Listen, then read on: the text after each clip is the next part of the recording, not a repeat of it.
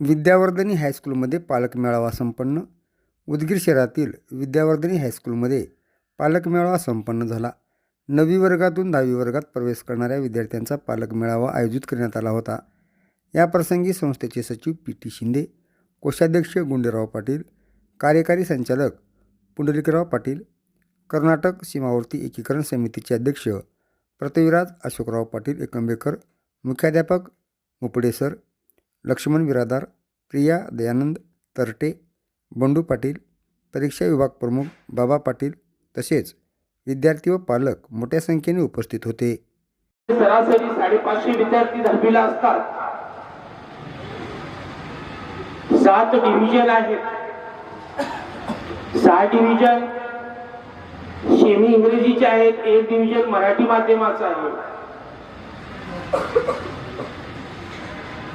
जे सेमीचे किंवा मराठीचे जे डिव्हिजन आहेत, सर्व डिव्हिजन मध्ये सर्व विद्यार्थी समान आहेत. आम्ही इतर शाळेप्रमाणे